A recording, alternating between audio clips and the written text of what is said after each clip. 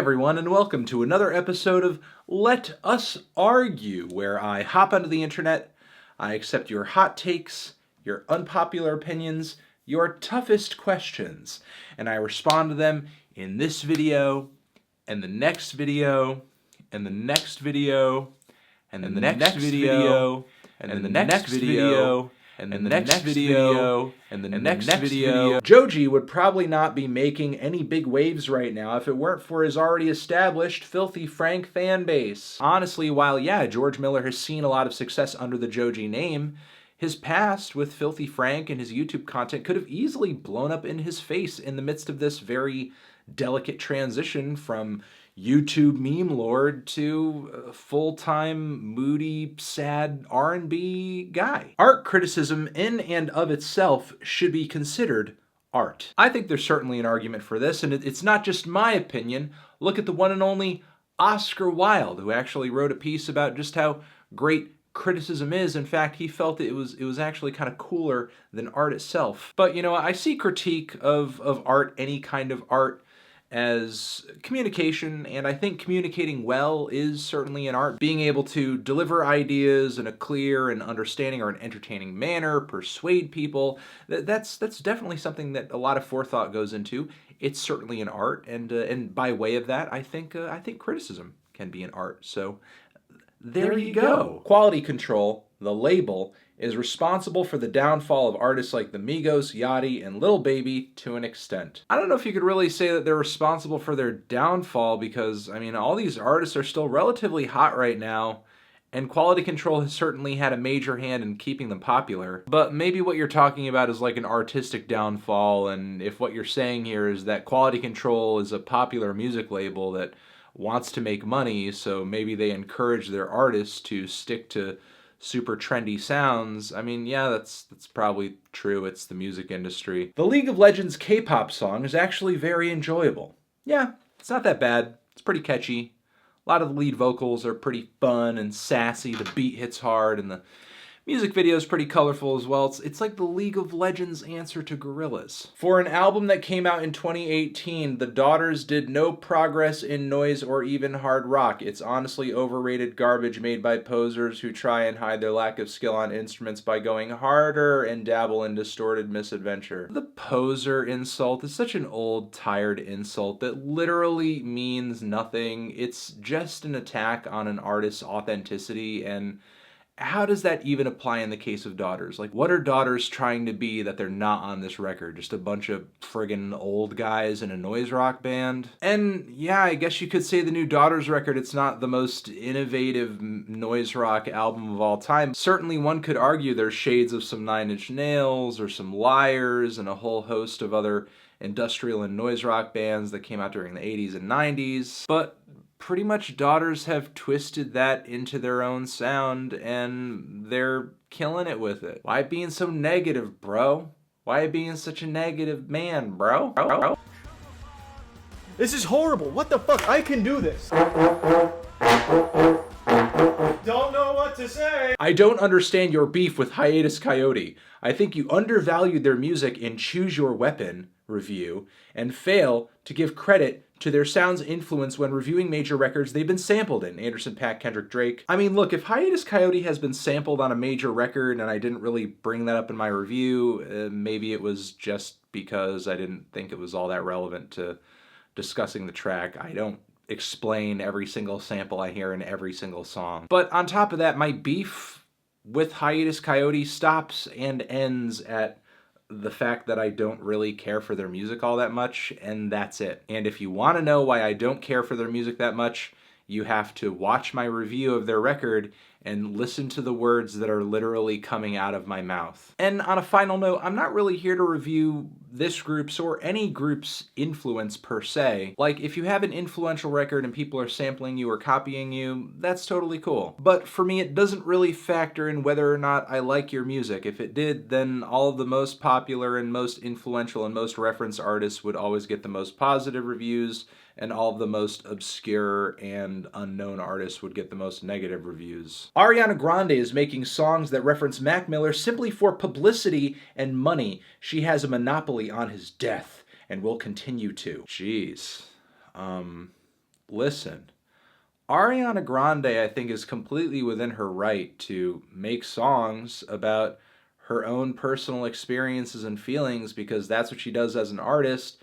And she loved and knew Mac Miller in a way that very few other people did, especially people who write tweets like this. And what is every and any commercial artist on a major label or independent doing other than exploiting their own personal experiences and emotions to put them into song to sell to audiences? Ariana's experiences just happened to be tied into someone who also had a fan base and also had a music career. And honestly, how could you not expect Ariana Grande to write a song reflecting on her relationship with Mac Miller and his recent passing? As there have been tons of rude fans out there who have basically insinuated that she bears some kind of major responsibility here. And also a lot of people have been wondering for a while why she's so silent on the issue and so on and so forth. If you ask me, she's waited a pretty appropriate amount of time to comment on this situation in an artistic fashion. I mean, look, if it ever comes to the point where Ariana Grande is putting out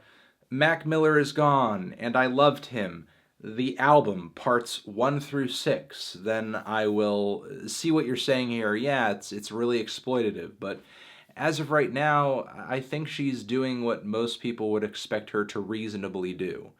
She's an artist, she writes songs about her own personal feelings and emotions, and how can we not expect Mac Miller and what happened recently to not tie into that and not register, not pop up on her emotional radar and not drive her to create something that allows her to just have an outlet for her thoughts on this? There is no point in watching the Bohemian Rhapsody movie with all the documentaries available. Why refilm the Live Aid concert with a fake public when the original video is so much better? Artistically speaking, I could see why a director or a producer would not want to just throw the Live Aid footage into a movie that's essentially a biopic of the band's experiences, because it would take you out of the aesthetic of the film, the storyline, the characters that they have in the film, the actors that they cast to play those characters. Like, I get that you might think the live footage of the concert would be better, but the thing is, you don't enjoy live footage of a Queen concert in the same way that you do a scene of actors playing the band in a film, sort of reenacting that concert on stage. In the live show, you would appreciate the musicianship and the showmanship and so on and so forth. Meanwhile,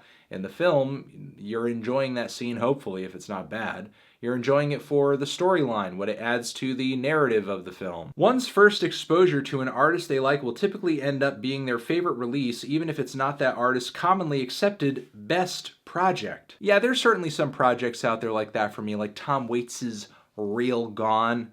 Certainly not one of his best records, probably not even in his top 5, but still my first full Tom Waits album, and still continues to this day to be one of my favorites. However, I think there are some artists out there who, in a somewhat objective fashion, have surpassed their prior material that might have been a big introductory point for a lot of fans.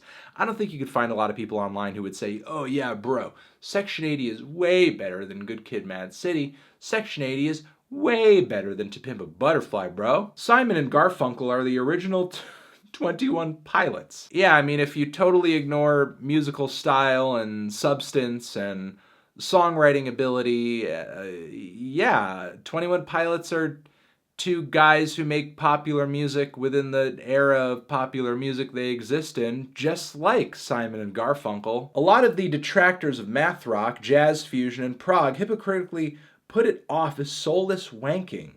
They ignore the melodies, don't see the textures and feels, they judge it by its technicality, which is what they claim math rock fans do. It's sad. I mean, I'm not going to argue that there aren't people out there who have a one-size-fits-all opinion for certain genres and they apply it to every single artist and album in that genre, regardless of whether or not it's actually good. You could find a group of people that applies to for nearly every album or style of music or era of music, whatever. However, that doesn't take away from the fact that there are some artists and there are some groups that this critique very, very snugly applies to.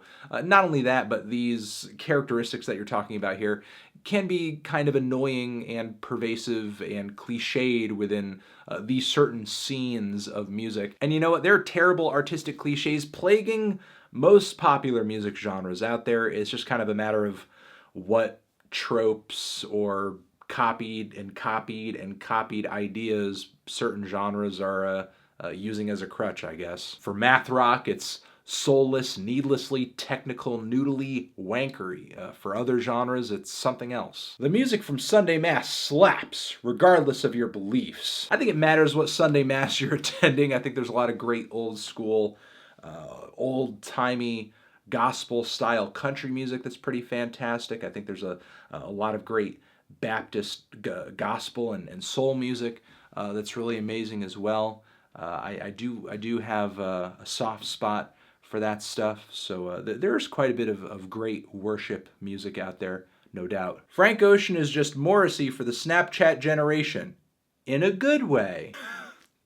Maybe, possibly. I just hope Frank doesn't end up as problematic when he gets old. Most of the highest rated album by you doesn't go well for casual listening. Yeah, I mean, looking back at Death Grips the Money Store and To Be Kind from Swans and Kendrick's To Pimp a Butterfly and the New Daughters record, yeah, I mean, some of them don't really fit all that well for just throwing it on in the background, snap into it, hey. And I don't know, maybe that has to do with the fact that I'm not really a casual listener. You know, I dive into a record looking for a unique and an interesting experience that leaves an impression on me. I'm not just trying to find something that I could put on in the background at a medium volume at a party, which some of that stuff is great. I review it on my channel. I give it positive reviews, but if that's really the only selling point of your album and of your music, I mean, I don't know what to tell you. There's nothing really exciting or interesting about that. Think of if you went to Starbucks wearing a wrinkly V-neck and some pajama pants and everybody just started applauding you.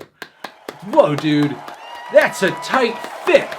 You just put on some really boring, comfortable clothes, and I'm impressed by that. So yeah, while I guess a lot of what I give a super high score to doesn't exactly play over super well in the background, and oh, you gotta actually listen to it and think about it, and it like has like layers to it and everything. My God, can't I just hear the Crazy Frog album again? To me, if something can be put on in a casual fashion and enjoyed, that's nice, you know? But to me, what makes an album great is so much more than that. And I think I'm going to leave it at that. That has been the latest episode of Let's Argue, everyone. Thank you for watching. Anthony Fantano here, internet's busiest music nerd. Love you, love you, love you. Over here next to my head is another video you can check out. Hit that up or the link to subscribe to the channel. Hit the bell as well. And yeah, we'll see you in the next one. Antoine Fantoine, argue forever.